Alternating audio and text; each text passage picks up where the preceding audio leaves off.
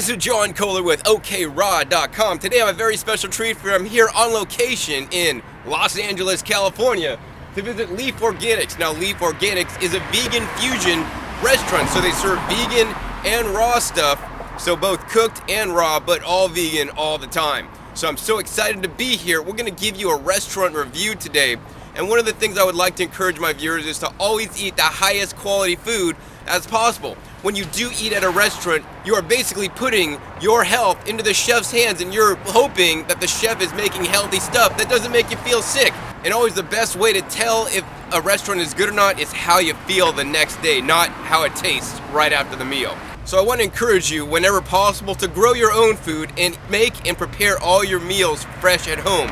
This trip I'm having to be traveling, and I'm traveling with a blender, so many of my meals are actually made in the blender, and this is the rare treat where I'm actually eating out this trip to make a review for you guys. Now we're inside Leaf, and you're gonna come inside and just order at the counter, and then they're just gonna bring it to you. After you place your order, you'll be able to get your silverware, and then also you can get some free filtered water. And I would encourage you to actually preload or pre-party before coming to a restaurant.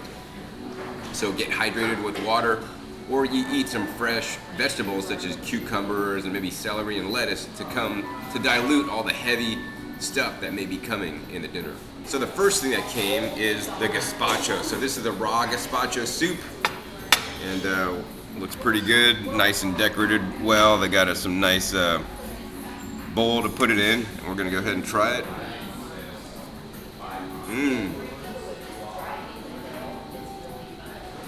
It's definitely good. I like it. So the next thing that came is the guacamole with crackers, and as you can see, we got the kale chips. So these are just, I guess, ground up kale made into chips, and a nice serving of guacamole and pico de gallo. And the crazy cracker lady says, it ain't a chip if it ain't got the crunch.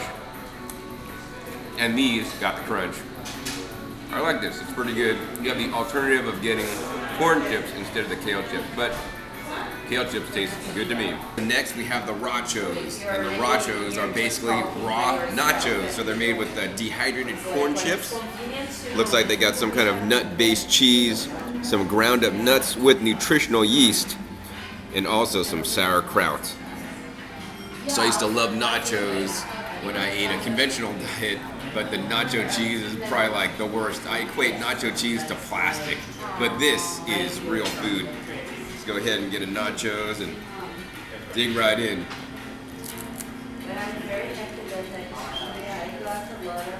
Wow, that's good. The next thing we got was the Hail Kale salad, and as you can see, it's just basically a lot of green kale, some sprouted mung beans, some sprouted wild rice on there, and avocado, served with a few cut up tomatoes and some sauerkraut on the side. I love actually sprouted wild rice, although I don't eat it too often.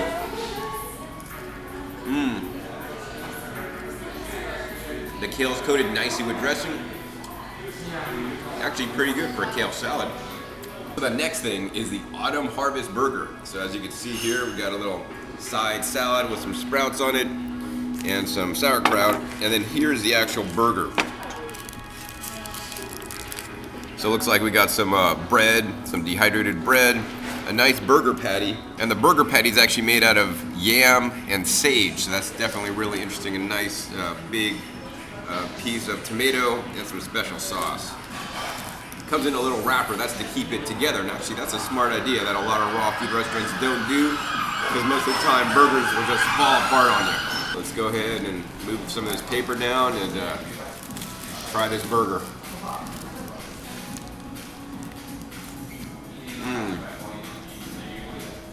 Doesn't taste like a hamburger, but definitely good for a raw burger nonetheless. So the first dessert is the pumpkin pie, and it just doesn't want to stand up, so we're going to show it to you face down. You can see here the crust on the bottom, they kind of gave us a funky piece, so it's not even like a full piece, so we got gypped. Once again, it has the standard like probably dried fruit nut crust with a pumpkin, puree, and I don't think they're using agave here, which is a good thing, but the bad thing is I think they're using like coconut crystals. It's probably not too much better. But in any case, we're gonna go ahead and try a piece of this pie, see how it tastes. So this is like a pumpkin cheesecake.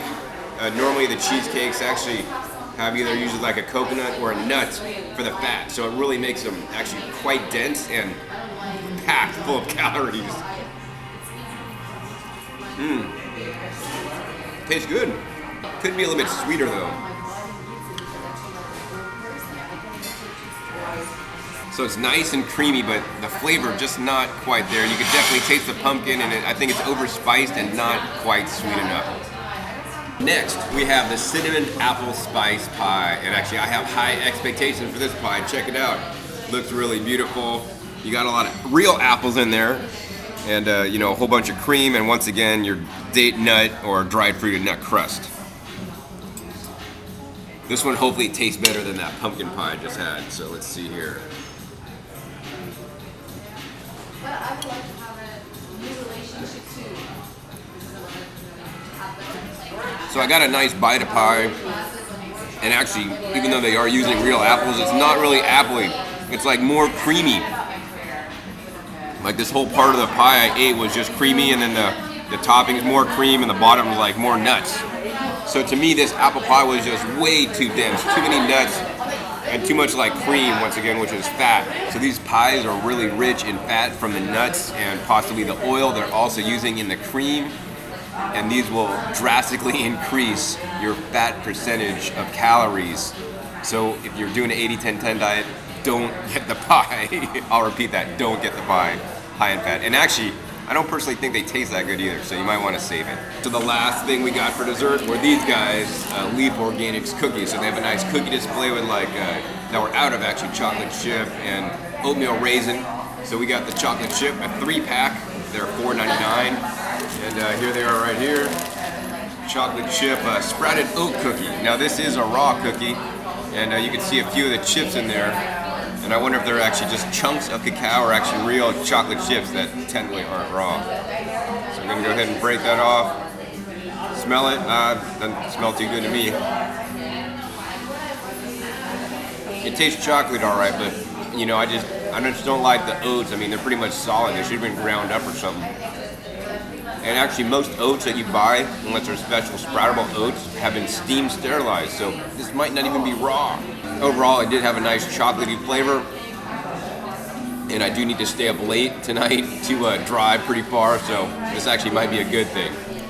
So if you do eat cacao, I would encourage you to only eat cacao in moderation and use it as the drug that it is. Here's my overall impression of Leaf Organics today. Overall, on the apple scale from 0 to 5 apples, this place gets 3 apples overall.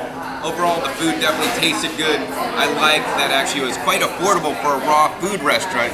Everything was pretty much around the $10 mark, so I mean, I don't really like when things get to be like $16, but most things were like $9.99, $10.99, and that's absolutely fair for what it was. The appetizers were an amazing deal at $6.50.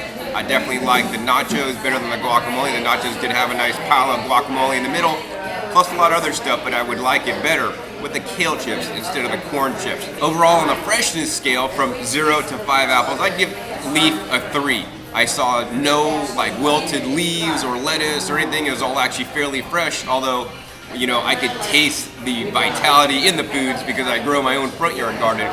So things weren't quite that vital, but they are definitely good nonetheless. So I want to leave you guys with a quote that they have on the board here behind me. So the quote is by Einstein. It says, "Nothing will benefit health and increase the chances for survival of life on Earth as the evolution to a vegetarian diet," by Einstein. So I want to encourage all my viewers to eat a vegetarian and plant-based diet. It's one of the most important things you can do, in my opinion. So hopefully you've enjoyed this episode. Once again, my name is John Kohler with OKRaw.com. We'll see you next time, and remember, keep eating your fresh fruits and vegetables. They are the best.